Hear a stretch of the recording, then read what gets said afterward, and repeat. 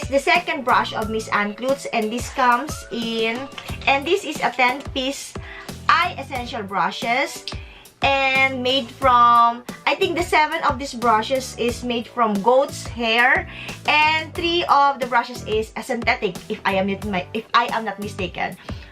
Correct me if I am wrong. And these 10 brushes comes in this very cute pouch. This is a golden pouch, and then the name of Miss Anklutz is embossed in this part, on this part, and it has a very, my favorite color, pink gold zipper, and masyadong malambat ang kanyang zipper. Look at this, nakikita ninyo. And I believe that siguro yung dating brushes ni Anklutz, and so with this can be accommodated in this pouch. So, very helpful. Thank you so much for this.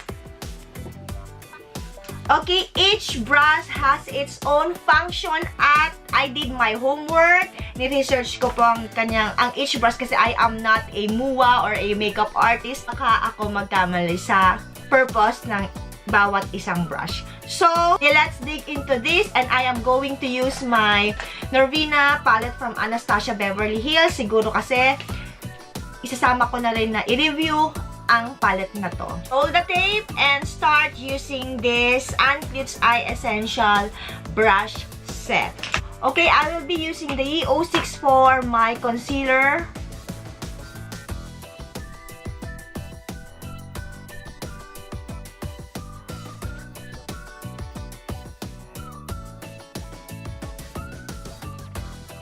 Parang medyo nakukuha niya lahat ng concealer dito. So, konti na lang yung natitira. Okay, to make a good canvas, kailangan natin maglagay ng magandang base into this part. Ma-blend natin ang ating eyeshadow smoothly. So, I'm going to use the base from the Anastasia, from the Norvina palette. This one, this color here. And using the flat blender brush, which is the E02. Marami siyang fallout. And I am going to put this on the part. Okay, the third brush that I am going to use is this E03 tapered blender. Fits perfectly into the crease. This can blend and diffuse eyeshadow. So, I'll be using the eccentric color of this palette here. Yeah, this one.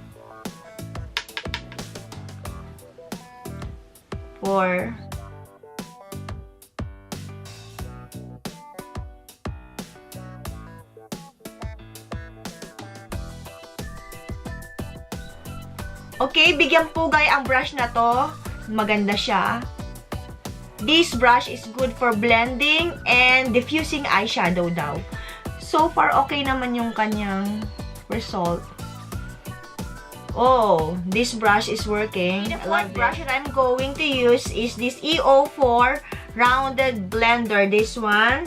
This is a fluffy dome brush that has just enough fullness to diffuse color while fitting into my eye socket.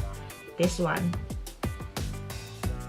And this can target the edges of the crease. May nag-text ng text, ang kulit. Sino ba yan? Mamaya ka na. Nag-film ako. Okay?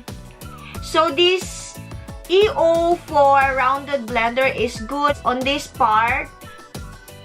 And I am going to use the Passion, the color Passion here. Dito sa side. Medyo malit ang aking eye socket. So, pero okay naman siya. Wow! I love this. Maganda! Maganda siya!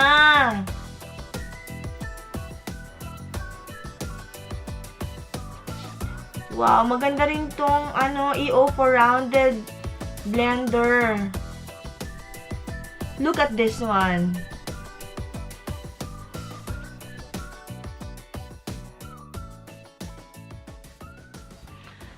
So, eto na siya. We are going to diffuse. Meron kasi mga harsh line here. So, I am going to go back to the EO3 tapered blender for me to blend and then diffuse the color para maghalo na yung kanyang kulay. Oh, the next one is the EO5 crease. And napansin ko lang na mali pala ako. Dapat ginamit ko yung EO5 for this, on this color.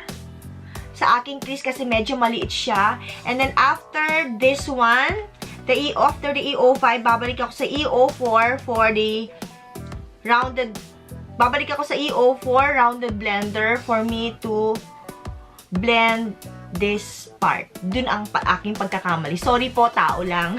First time. But whatever, magagawa natin yan ng paraan. Siguro naman, I am forgivable because this is my first time using this ANNECLUTZ brush. So far, okay naman siya. Maganda naman, okay naman ang result. Maganda ang kanyang pagkaka-blend. And I think my eyes is ready for the cut crease. I am going to use, again, my Colourpop No Filter Concealer and apply dito sa part na to. But I believe using the brush EO7 flat shader is okay para makagawa ng cut crease.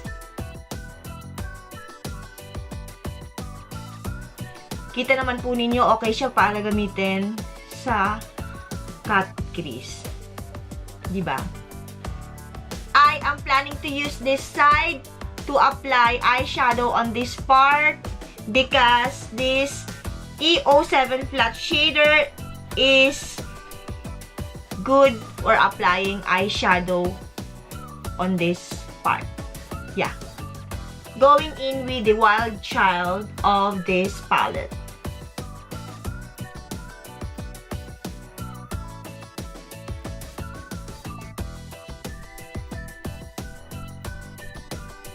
Then suddenly, I realized to combine the celestial color on this part para magkaroon ng dimension, and we are going to try this.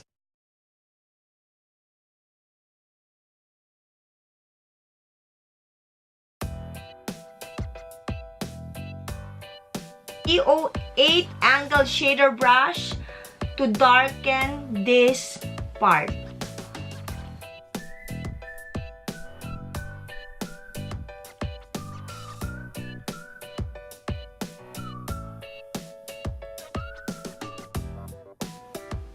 At kapag nakukulangan pa kayo sa effect ng inyong crease, you can go back using this EO5 crease brush and then going back to Passion and applying on this part. Kung nakukulangan pa kayo sa effect ng inyong crease. Going to use again this brush, the EO5 for my lower eyeshadow.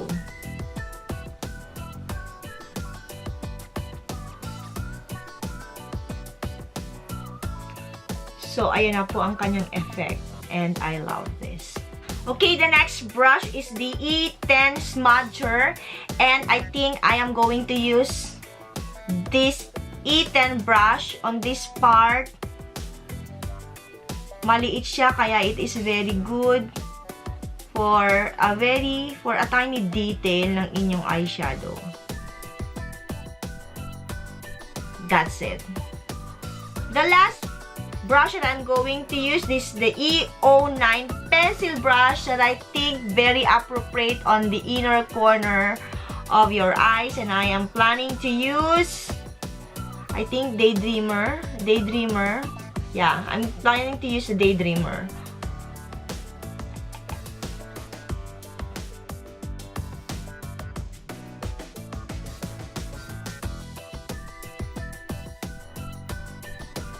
So, I am almost done with my eye look. I am going to finish the other side and then finish the whole look. I am going to be back after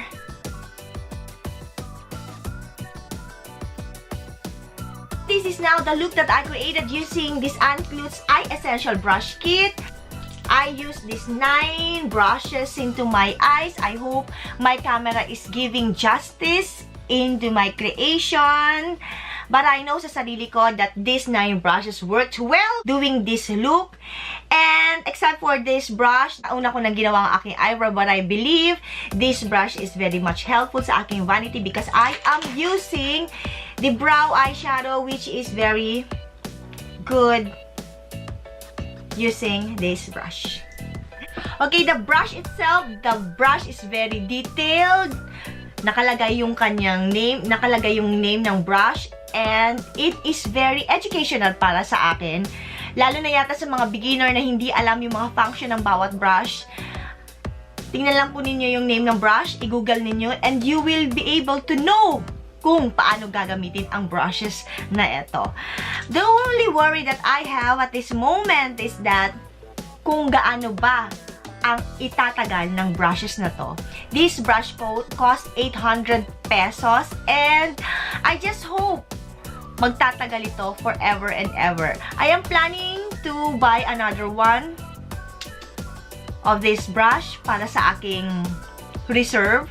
So, malay natin pag uwi ko ng Philippines. And here we are. I am now going to give my final thoughts about these brushes of Miss ANNECLUTZ.